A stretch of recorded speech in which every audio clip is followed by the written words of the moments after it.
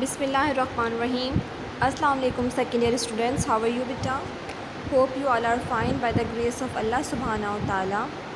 Student, today we are going to start a new chapter, chapter number 11, and this chapter is about decision construct.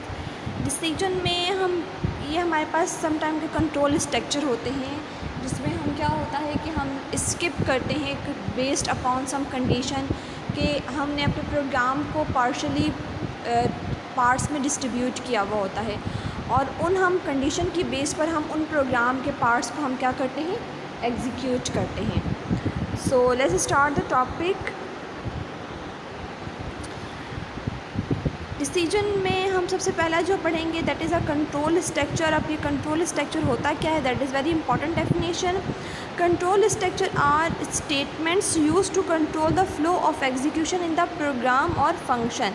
यानी कि किसी भी programme और किसी भी फंक्शन में हमारे पास स्टेटमेंट्स को फ्लो के एग्जीक्यूशन को जो कंट्रोल करता है दैट इज़ कंट्रोल स्ट्रक्चर आपके पास होता है. ठीक है, ये आपके पास एक सिंगल स्टेटमेंट भी हो सकती है और ये आपके पास ग्रुप ऑफ स्टेटमेंट भी हो सकती है. ठीक है, तो ये आपके पास इसकी डेफिनेशन हो जाएगी. उसके बाद आप कहेंगे program structure can be organise into 3 kind. आपके पास आप कंट्रोल स्ट्रक्चर की कितनी टाइप्स हैं, आपके पास 3 टाइप्स है. कौन कौन सी? आपके पास है सीक्वेंस, सिलेक्शन एंड रेपिटेशन. ठीक है, ये 3 आपके पास कंट्रोल स्ट्रक्चर की क्या हो जाएंगी, टाइप आ जाएंगी. हम इंडिविजुअल इन टाइप को हम पढ़ेंगे. उसके बाद सबसे पहले आपके पास यहाँ पर आ जाती है सीक्वेंस स्ट्रक्चर. सीक्वेंस स्ट्रक्चर देखिए, अभी तक हमने जितने भी प्रोग्राम्स पढ़े हैं उन सब में हमने जो भी प्रोग्राम आपके पास राइट किया है, जो भी हमने प्रोग्राम एग्जीक्यूट करवाया है वो आपके पास सीक्वेंस में होता है. देखिए नाम से पता चल रहा है सीक्वेंस का मतलब होता है कि default flow from up to down. यानी कि हमारा जो प्रोग्राम एग्जीक्यूट होता है वो टॉप टू बॉटम की तरफ मूव कर रहा होता है कि पहले एक लाइन एग्जीक्यूट होगी, उसके बाद नेक्स्ट लाइन एग्जीक्यूट होगी. तो ये सीक्वेंस में जा रहा होता है, तो इसको हम कहते हैं सीक्वेंस फ्लो. ठीक है, in the case of sequence flow instruction are executed in the same order in which they are specified in the program. यानी कि वो प्रोग्राम में जिस तरह से राइट की हुई होती है वो प्रोग्राम उसी तरह क्या कर लेता है, आपके पास स्टेटमेंट को एग्जीक्यूट कर लेता है. ये आपके पास सीक्वेंस फ्लो की डेफिनेशन हो जाएगी.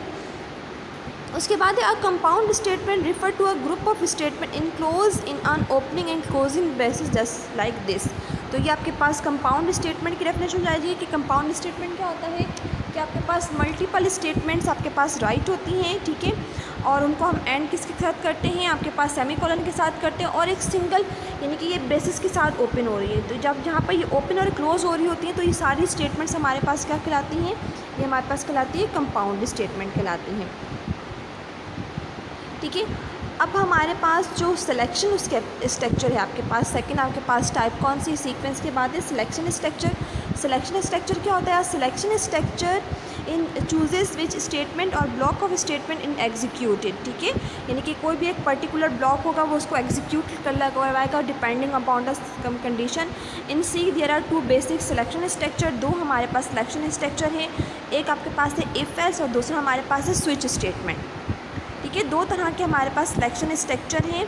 ठीक है, कौन कौन से, इफ़ एल्स और स्विच स्टेटमेंट. आज हम जो सिलेक्शन स्ट्रक्चर में पढ़ेंगे that is a if statement. If statement में फर्दर आपके पास एक सिंपल होती है इफ़ स्टेटमेंट और एक आपके पास होती है नेस्टेड. तो आज हम सिर्फ सिंपल स्टेटमेंट के बात है कि इफ़ कंडीशन होती क्या है. ठीक है, ये आपके पास लॉन्ग क्वेश्चन कवर होगा इस चैप्टर से, तो आप लोगों ने ये चैप्टर लॉन्ग क्वेश्चन के लिए कवर करना है. If is one of the key in the C language, it is used to select a path flow in a program based on condition. यानी कि if आपके पास वो कीवर्ड है और ये आपके पास एग्जीक्यूट कैसे होता है, on the base of condition. अब कंडीशन क्या होती है, कंडीशन इज़ अ एक्सप्रेशन. कोई भी एक्सप्रेशन होगा जिसको हम सॉल्व करेंगे, इवेल्युएट करेंगे, तो या तो इसका आंसर 0 होगा या फिर इसका आंसर 1 होगा. ठीक है, तो ये कंडीशन पर डिपेंड करेगा कि अगर हमारे पास कंडीशन ट्रू होगी तो वो सम ब्लॉक ऑफ स्टेटमेंट को एग्जीक्यूट करेगा, अगर फॉल्स होगी तो उसका अल्टरनेट आपके पास पाथ होगा आपके पास. अब यहाँ पर आपके पास एग्जांपल में कि इफ़ का एक सिंपल प्रोग्राम बनाया हुआ है, ये आपके पास हेडर फाइल आ जाएगी. ठीक है, उसके बाद हमने ले लिया इंट, हमने लिया इंटीजर वैल्यू, हमने ले ली एज और स्टेटस हमने ले ली. दोनों आपके पास वैल्यू किस में होंगी, इंटीजर में होंगी. उसके बाद हमने प्रिंट टाइप करवाया, एंटर द एज आपके पास, ये आपके पास मैसेज टाइप हो गया. उसके बाद हमने इनपुट लेना है %d क्योंकि इंटीजर था तो इंटीजर के लिए हम कौन से डेटा टाइप यूज़ करते हैं, %d यूज़ करते हैं। और उसके बाद हमने एज हमने इनपुट ले ली। अब स्टेटस में हमने क्या है स्टोर करवाना है। अब स्टेटस में या तो स्टोर होगा 1 या फिर 0। अगर कंडीशन एज की वैल्यू होगी वो ग्रेटर देन 60 होगी, यानी कि एज होगी वो 60 से ग्रेटर होगी, तो कंडीशन ट्रू हो जाएगी, तो स्टेटस में क्या हो जाएगा 1 स्टोर हो जाएगा, ठीक है। और अगर ये फॉल्स हो जाएगी तो स्टेटस में क्या स्टोर हो जाएगा 2 स्टोर हो जाएगा। अब उन्होंने नीचे देखो आपको आउटपुट भी दिया हुआ है, the value of variable status will be 1 if age is greater 60, otherwise status will be 0। और यहाँ पर देखो 2 उन्होंने आपके पास आउटपुट दिए हुए हैं। पहला जो केस आपके पास है उन्होंने क्या किया है, उन्होंने बिलो 60 यानी कि 60 से लेस आपने वैल्यू दी, यानी क्योंकि यहाँ पर आपसे वैल्यू पूछ रहे हैं इस वाले स्टेटमेंट में, तो आप एज दे देंगे, वो आप खुद से देंगे, ठीक है। तो एज पर हमने एंटर उनसे पूछा तो हमने दे दिया उनको 45। अब जब 45 उसके अंदर पुट हो गई, यानी कि आपके पास एज में 60 45 आ गया, तो जो ये स्टेटस की कंडीशन ये क्या हो जाएगी फॉल्स हो जाएगी। तो जब फॉल्स होगी तो उसने स्टेटस में क्या सेव करवा दिया, 0 सेव करवा दिया। अब केस नंबर 2 में जब हम दोबारा इस प्रोग्राम को रन करेंगे, अब हम जो वैल्यू देंगे ना वो 60 से ग्रेटर देंगे, यानी कि हमने वे एज दे दी 78। अब जो ये 78 एज है वो आपके पास क्या है, इस वाली कंडीशन में अगर उसको हम पुट करेंगे एज की जगह पर 78, तो ये कंडीशन क्या हो जाएगी ट्रू हो जाएगी, तो स्टेटस क्या हो जाएगा इसका 1 हो जाएगा। तो इफ़ आपके पास क्या है, इफ़ आप कीवर्ड होता है और ये चूज़ करता है path flow of execution based on condition, यानी कि वो इस कंडीशन पर बेस करता हुआ आपके कोई भी पाथ को क्या करेगा एग्जीक्यूट करेगा। अब वो कंडीशन क्या होती है, वो कंडीशन कोई भी एक्सप्रेशन होता है जिसको हम एवेल्यूएट करके हम या तो 0 फाइंड आउट करते हैं या फिर 1। 0 का मतलब क्या होता है फॉल्स और 1 का मतलब क्या होता है ट्रू, ठीक हो गया। तो आज के लेक्चर में आप लोगों ने बस यही करना है कि आप लोगों ने यहाँ से डेफिनेशन, कंट्रोल स्ट्रक्चर की डेफिनेशन, उनकी types, sequence structure, compound statement, selection structure और इफ़ स्टेटमेंट की आप लोगों ने सबकी डेफिनेशन आप लोगों ने लर्न करनी है, ठीक है।